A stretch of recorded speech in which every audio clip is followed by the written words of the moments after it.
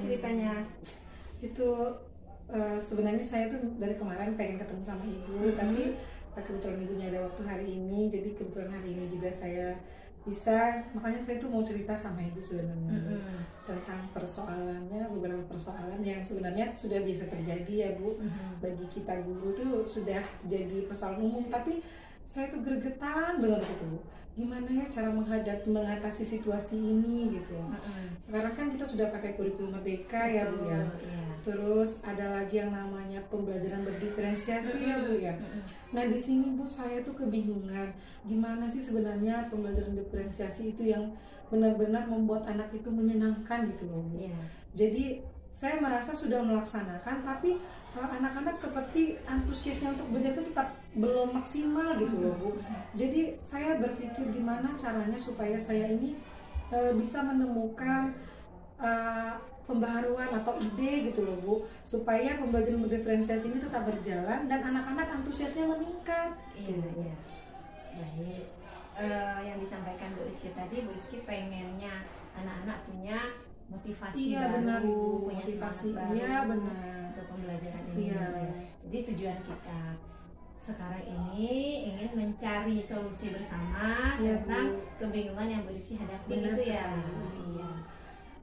Bisa Bu Rizky cerita lagi apa yang sekarang Bu Rizky ngajar di kelas berapa? Iya, sekarang kan saya mengajar di ya Bu, sekarang saya itu kan mengajar di kelas 5 ya Bu ya. Dan anak-anaknya itu bervariasi sekali, beragam sekali ya Bu ya. Ada yang hambatan intelektual, ada yang hambatan pendengaran juga, ada yang autis juga. Jadi saya itu Bu sebenarnya sudah menerapkan pembelajaran yang berdiferensiasi ya Bu. Saya sudah buat RPP-nya, saya juga sudah memodifikasi medianya. Tapi Bu, seperti media yang saya berikan itu kan kayak ada yang video gitu kan Bu ya, tapi ada beberapa anak yang sepertinya tidak tertarik gitu loh Bu. Tetap saja dia kayak malas-malasan kalau di meja itu suka kayak gini gitu kan. Jadi saya tuh merasa kayaknya ini belum apa ya, belum menarik gitu loh. Kenapa anak ini masih ada anak yang masih seperti malas-malasan gitu. Pengennya saya itu semua anak itu sama gitu loh Bu, antusiasnya itu sama gitu. Sebelum memulai tahun ajaran baru ini, apakah Ibu Rizky sudah melakukan diagnosis awal terhadap anak-anak? Iya. Saya sudah melakukan diagnosis awal Bu, karena memang kalau di SLB kan kita tuh ada tes IQ ya Bu ya. Dari hasil identifikasi anak-anak ini memang mereka mempunyai kemampuan yang berbeda juga Bu. Nah, tapi tadi saya bilang Bu, kan saya sudah menerapkan pembelajaran yang berdiferensiasi sesuai dengan kemampuannya. Tapi anak-anak tetap tidak tertarik gitu. Jadi saya bingung apa lagi yang harus saya lakukan supaya anak ini termotivasi dan antusias Bu belajarnya gitu. Ada 2 anak ya Bu yang saya lihat yang masih antusiasnya masih kurang dibanding teman-teman lain. Selama ini apakah Bu Rizky sudah melakukan pendekatan dengan kedua anak ini tadi? Menanyakan latar belakang keluarga atau bagaimana kebiasaannya di rumah? Iya, saya sudah melakukan pendekatan Bu, tapi ya karena kalau anak yang bermasalah ini kan anak-anak yang dengan hambatan pendengaran ya Bu ya. Jadi komunikasi saya juga masih terbatas karena anak ini kan banyak menggunakan bahasa isyarat. Jadi saya juga belum terlalu mahir bahasa isyarat. Jadi mungkin ada miskomunikasi mungkin ya Bu ya antara saya dengan anak ini tadi. Bisa jadi juga dia tidak mengetahui apa isi video pembelajaran yang harus disampaikan gitu. Jadi bagi mereka tidak menarik. Iya benar. Nah, setelah Ibu Rizky memahami karakteristik anak murid di kelas masing-masing, kemudian tadi Bu Rizky cerita bahwasanya anak punya keterbatasan pendengaran, harus menggunakan bahasa isyarat. Nah, menurut Bu Rizky rencananya untuk anak-anak 2 ini? Nah, saya punya rencana Bu, saya akan melakukan pendekatan ulang lagi ya. Saya akan mengidentifikasi sebenarnya apa mereka ini kebutuhan belajarnya tidak terpenuhi atau memang ketertarikan mereka, minat mereka terhadap media itu memang sebenarnya tidak di situ, misalnya Iya. mereka tidak tertarik dengan video. Jadi Iya, saya terpikirkan betul. begitu, Bu. Betul, iya. Siapa tahu memang anak ini karena dia punya hambatan pendengaran ya, Bu ya. Betul. Mungkin dia ya nonton video doang tapi nggak tahu ngomong apa gitu Iya, kan. iya. Saya terpikirkan begitu, Bisa Bu. jadi, Iya, iya. terpikirkan begitu. Jadi saya berencana untuk memanggil mereka satu persatu ya, Bu ya, tidak berdua tapi satu persatu. Nanti saya juga karena saya keterbatasan komunikasi dengan anak yang tunarungu, jadi saya akan bawa juga rekan saya yang paham bahasa isyarat Bu. Iya. Jadi supaya jangan ada miskomunikasi gitu loh, Bu. Iya. Nah, dari Bu Rizky sudah punya rencana Iya, Bu. dan akan melibatkan teman yang ahli Iya, di bidang itu, betul. Kemudian bisa juga dari analisis tadi, bisa jadi anak ini mungkin bingung nonton video, kok temannya ketawa, temannya seru, kok dia nggak ngerti gitu. Nah, sementara pembelajaran berdiferensiasi itu sendiri kan mengakomodir semua kebutuhan anak. Jadi Bu Rizky tadi sudah punya rencana ingin memanggil anak di waktu yang terpisah, kemudian melibatkan juga dengan ahlinya. Nah, menurut Bu Rizky selain teman yang ngerti bahasa isyarat tadi, siapa lagi yang mau dilibatkan? Ya, orang tua, Bu. Jadi saya, karena kan anak-anak ini mungkin punya minat yang berbeda ya, Bu ya. Jadi kan saya juga di kelas 5 ini baru tahun ini, jadi belum terlalu mengenal. Jadi saya akan juga melibatkan orang tua, Bu. Saya bisa melakukan observasi dengan melakukan tanya jawab dengan orang tua untuk menanyakan anak ini minatnya apa gitu kan, hobinya apa gitu kan, supaya kebiasaan-kebiasaannya apa. Jadi saya juga bisa mengidentifikasi lagi kebutuhan belajar mereka tuh apa, kemudian minatnya apa gitu kan, Bu.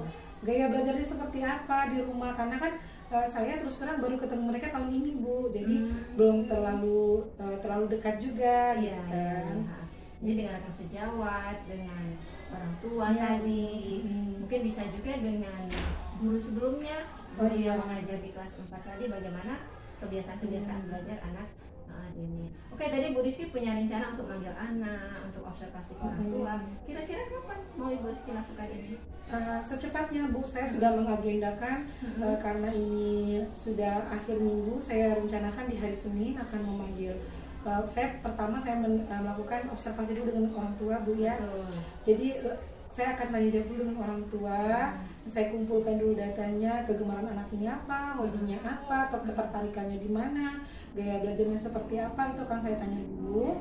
Setelah saya dapatkan data-data itu, baru nanti di hari Selasa atau Rabu, perkiraan saya di Selasa, Bu, karena teman yang kebetulan ahli isyarat di sekolah kita, sekolah itu memang dia hari Selasa itu kosong jam ngajar, Bu. Jadi saya harapannya di hari Selasa itu sudah bisa mengajak beliau berkolaborasi untuk ya tadi tanya jawab, melakukan pendekatan dengan anak ini tadi, Bu, begitu. Kalau untuk anak yang satu lagi, karena memang anak ini tidak ada hambatan pendengaran, jadi komunikasi bisa lancar ya, Bu ya. Tapi saya tetap saja butuh orang tua untuk memberikan data-data anak tentang kegemarannya, hobinya, minatnya gitu. Jadi kolaborasi dengan orang tua itu harus tetap terjalin untuk kesuksesan anak-anak kita. Oke, jadi Bu Rizky sudah punya rencana, sudah punya jadwal sendiri. Oke, nah sekarang sudah tergambar apa yang akan dilakukan selanjutnya?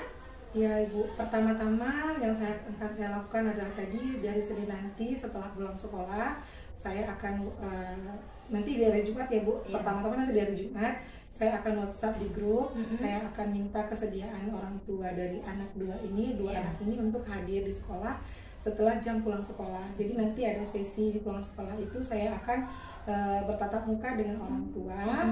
Nanti akan saya tanyakan beberapa hal yang berkaitan dengan tadi hobi, minat, kegemaran dan sebagainya. Kemudian juga bergantian, Bu, karena kan ada dua anak nih, jadi bergantian. Nanti setelah selesai orang tua yang satu, kemudian kita alihkan lagi ke orang tua yang satunya lagi. Dari data-data yang saya kumpulkan itu, saya observasi juga, saya pahami juga. Nanti di hari Selasa saya akan berkoordinasi dengan teman yang ahli isyarat itu tadi untuk memanggil anak yang dengan hambatan tunarungu ya, Bu ya, dengan hambatan pendengaran itu supaya bisa berkomunikasi sebenarnya maunya anak ini bagaimana, keinginan dia seperti apa. Jadi supaya pembelajaran yang saya laksanakan itu pembelajaran berdiferensiasi itu benar-benar bermakna bagi Iya, anak-anak. betul sekali Bu Rizky ya. Oke. Sudah punya rencana, sudah punya komitmen kita. Mudah-mudahan nanti pembelajaran selanjutnya di kelas maupun di sekolah secara umum bisa berjalan dengan baik, gitu ya. Dengan kita tetap memperhatikan kebutuhan anak, kemudian perkembangannya, biarkan anak berkembang sesuai dengan kodrat alam dan kodrat zaman. Begitu, Bu Rizky? Ya. Ada lagi yang mau disampaikan?